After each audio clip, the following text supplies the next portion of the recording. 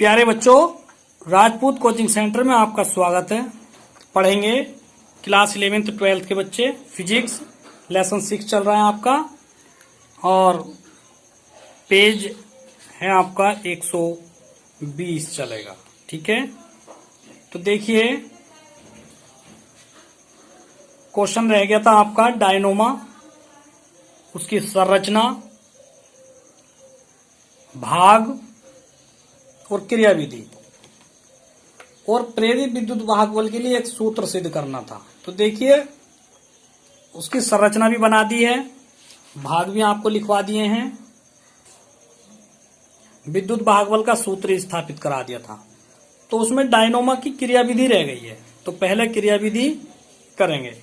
तो हेडिंग डालेंगे डायनोमा की क्रिया विधि, प्रत्यावर्ती धारा जनित्र की क्रिया विधि, आप हेडिंग डालेंगे। तो लिखिए, देखिए ये चित्र है डायनोमा का, सिद्धांत हमने आपको करा दिया था, रचना भी करा दी थी, क्षेत्र चुंबक आर्मेचर ये हमने आपको लिखा दिए थे। ठीक है, ये सब इसके बारे में। अब हम जो हैं क्रिया विधि पढ़ेंगे। तो देखिए क्रिया विधि में क्या है, देखिए जब आर्मेचर कुंडली ABCD घूमती है, जो चित्र में आपके कुंडली ABCD बनी हुई है, तो कुंडली में से होकर जाने वाली फ्लक्स रेखाओं की संख्या में परिवर्तन होता है। ये पहले भी आपको बताया जा चुका है। जब कोई भी कुंडली किसी परिपथ में घूमती है तो उसके चुंबकीय फ्लक्स में परिवर्तन हो जाता है, अतः कुंडली में धारा प्रेरित हो जाती है। माना कुंडली दक्षिणावर्त दिशा में घूम रही है तथा किसी क्षण क्षैतिज व्यवस्था में इस कुंडली की भुजा AB ऊपर उठ रही है तथा भुजा CD नीचे आ रही है, तो फ्लेमिंग के दाएं हाथ के नियम अनुसार इन भुजाओं में प्रेरित धारा की दिशा वही होगी जो चित्र में दिखाई गई है। अतः धारा बुरुश X से बाहर जा रही है तथा बुरुश Y पर वापस आ रही है। जैसे ही कुंडली अपनी ऊर्ध्वाधर स्थिति से गुजरेगी तो भुजा AB नीचे की ओर आने लगेगी तथा CD ऊपर की ओर जाने लगेगी। अतः अब धारा बुरुश Y से बाहर जाएगी तथा बुरुश X से वापस आएगी। इस प्रकार आधे चक्कर में धारा परिपथ में धारा एक दिशा में बदल जाएगी तथा परिपथ में प्रत्यावर्ती धारा उत्पन्न हो जाएगी इस प्रकार से। ठीक है, तो धारा कैसे उत्पन्न होती है, इस प्रकार से होती है। ठीक है, इसको याद कर लेना। नेक्स्ट क्वेश्चन है आपका, देखिए थ्योरी आपकी पूरी हो चुकी है, अब आप न्यूमेरिकल के लिए सूत्र लिखेंगे। देखिए सूत्र हैं, महत्वपूर्ण सूत्र, चुंबकीय फ्लक्स को बी से प्रदर्शित करते हैं, BA cos थीटा, ये इसका सूत्र हो गया। एक इकाई है एक मैक्सवेल में कितने वेबर होते हैं, मैक्सवेल चुंबकीय फ्लक्स का मात्रक है, तो ये वेबर में जब आप चेंज करेंगे तो 10⁻⁸ वेबर हो गया। ठीक है, इसी प्रकार से विद्युत वाहक बल E का जो सूत्र है delta phi upon delta t minus के, यदि फेरों की संख्या n हो जाती है तो E बराबर माइनस के n डेल्टा फाई बटे डेल्टा टी वोल्ट इसका मात्रक है। इसी प्रकार से धारा का सूत्र है E बराबर E बटे R, ये E किसकी जगह पे है, ओम के नियम से, जैसे मान लो आपने I बराबर V अपॉन R से लिया है, तो मैंने बताया था परिपथ के लिए V की जगह पे E आ जाता है, E है विद्युत वाहक बल और V है विभवांतर, तो E की जगह पे V आ जाएगा, तो I बराबर हो जाएगा E बटे R। रूप दोनों के सेम है। Q का मान होता है N बटे R डेल्टा फाई कूलाम। ये प्रेरित आवेश का सूत्र स्थापित किया था, ये सूत्र वहां से आया है। ठीक है, वैद्युत क्षेत्र की तीव्रता का सूत्र, यदि किसी छड़ के सिरों के बीच विभवांतर V हो और छड़ की लंबाई L हो, तब जो है वैद्युत क्षेत्र की तीव्रता का जो सूत्र होता है वो V अपॉन L होता है। न्यूटन प्रति एम्पीयर मीटर इसका मात्रक हो गया है। ठीक है, नेक्स्ट सूत्र है विभवांतर V बराबर VBL वोल्ट। एक सूत्र और है इसका V बराबर VBL, यदि दोनों के बीच में कोण थीटा हो तो इस साइन थीटा लग जाता है, तो V बराबर हो गया VBL साइन थीटा। लारेंज बल के लिए आपको पहले भी पढ़ाया जा चुका है, चौथे पार्ट में, तो अब भी पढ़ेंगे लॉरेंज बल F बराबर QVB साइन थीटा। किसी धारावाही चालक पर लगने वाला बल, ये भी आपको पहले पढ़ाया जा चुका है। धारावाही चालक पर लगने वाला बल F बराबर IBL साइन थीटा। विद्युत वाहक बल, ये भी आपको बताया जा चुका है, तो E बराबर माइनस के BLV वोल्ट। एक सूत्र और है, जिस प्रकार से W का सूत्र होता है V बराबर W/Q, उसी प्रकार यहाँ से E बराबर भी होता है W/Q। ठीक है, ये इस प्रकार से है। चुंबकीय फ्लक्स ग्रंथिताओं की संख्या को काय से प्रदर्शित करते हैं? N∅ से प्रदर्शित करते हैं। स्वयं प्रेरण गुणांक L का जो सूत्र होता है वो N∅/I, इसका मात्रक हेनरी होता है। इसी प्रकार से L बराबर होता है माइनस के E/ΔI/ΔT। ये विद्युत वाहक बल के पदों में L का सूत्र है। तीसरा बटा ऊपर चला गया, माइनस के E∆T/ΔI।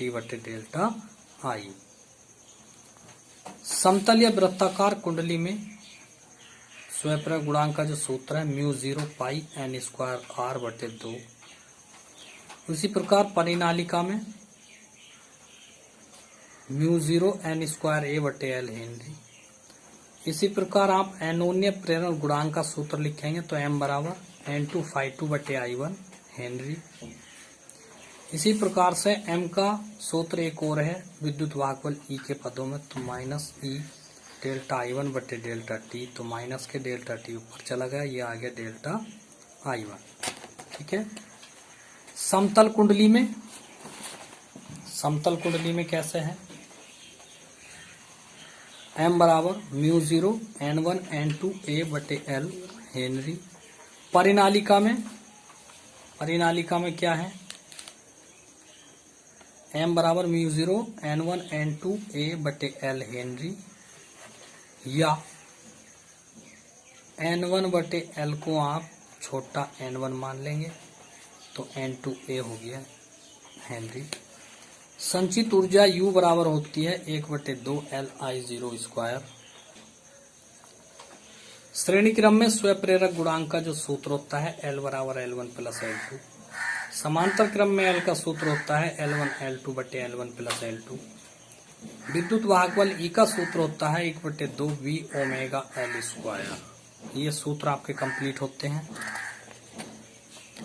न्यूमेरिकल करते हैं। पहला न्यूमेरिकल देखिए, पेज 121 देखेंगे आप। ये 121 है। क्वेश्चन 6 आंकिक प्रश्न स्टार्ट होते हैं। तो देखिए आपकी स्क्रीन पर किताब में से क्वेश्चन नंबर 3 आपको दिखा दिया है। पहले दूसरे क्वेश्चन में मात्र दिशाएं दी गई हैं, जिनके उत्तरमाला से आप टिप सकते हैं, देख सकते हैं। तीसरा क्वेश्चन है, एक लंबी परिनालिका के इकाई सेंटीमीटर लंबाई में 15 फेरे हैं, तो ये N/L का मान है। उसके अंदर 2 वर्ग सेंटीमीटर का एक छोटा सा लूप है, ये इसका क्षेत्रफल A2 है। लूप है, परिनालिका के अक्ष के लंबवत रखा गया है। यदि परिनालिका में बहने वाली धारा का मान 2 एम्पियर से 4 एम्पियर, ये I1 ये I2 हो गया, से 0.1 सेकेंड ये ΔT हो गया, कर दिया जाए तो धारा परिवर्तन के समय प्रेरित विद्युत वाहक बल का मान कितना होगा। साथ ही आपको जो है क्वेश्चन नंबर 5 तक ये स्क्रीन पर दिखाए गए हैं, तो आप क्वेश्चन नंबर 3 से 5 तक ये अपने जो है रफ कॉपी पे उतार लीजिए। एक एक करके हम इसको हल कराते हैं। देखिए, तो एकांक लंबाई में फेरों की संख्या हल करते हैं। एकांक लंबाई में फेरों की संख्या N/L का मान दिया है 15 प्रति सेंटीमीटर, तो N1 मान लेंगे, इसको छोटा N1, तो 15 सेमी को हटाया 100 से गुणा कर दी, तो ये हो गया 1500 प्रति मीटर।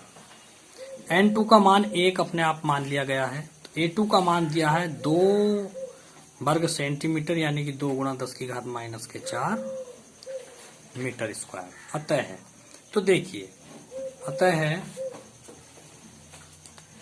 M बराबर होगा μ0 N1 N2A, तो μ0 का मान है 4 पाई × 10⁻⁻, ये 1500 हो गया। N2 का मान 1 और A का मान है 10⁻⁴, तो ये हो गया है 12,000 पाई। 15 ये हो गया 15 × 4 = 60 दूनी 120, तो 12,000 पाई गुणा 10 की घात माइनस के -7 माइनस के 4 माइनस के 11। तो m का मान जो आ गया वो आ गया 12 पाई गुणा 10 की घात माइनस के 8 माइनस 11 में से 3 जीरो घटा दिए हेनरी। तब लूप में प्रेरित विद्युत वाहक बल का मान हमें ज्ञात करना था। तो लूप में प्रेरित विद्युत वाहक बल का मान E2 बराबर आ जाएगा, E2 बराबर हो गया है m डेल्टा I1 बटे डेल्टा टी। यहाँ दिया है I1 का मान 2 एम्पियर, I2 का मान 4 एम्पियर, डेल्टा I हो जाएगा I2 माइनस के I1 बराबर 4 माइनस 2, तो 2 एम्पियर हो गया। डेल्टा टी का मान दे रखा है 0.1 सेकेंड, तब इसमें मान लगाएंगे E2 बराबर m डेल्टा I1 बटे डेल्टा टी। तब देखेंगे तो E2 बराबर हो गया, m का मान है तो 12 पाई गुणा 10 की घात माइनस के 8, डेल्टा I1 का मान है 2, पॉइंट हटाएंगे तो एक जीरो आ गया है ये, ठीक है। तब E2 बराबर हो गया 12 पाई गुणा 10 की घात माइनस के 8 गुणा 20 हो गया, तो 12 दूनी 24 240, पाई का मान लगा दिया 3.14 गुणा 10 की घात माइनस के 8।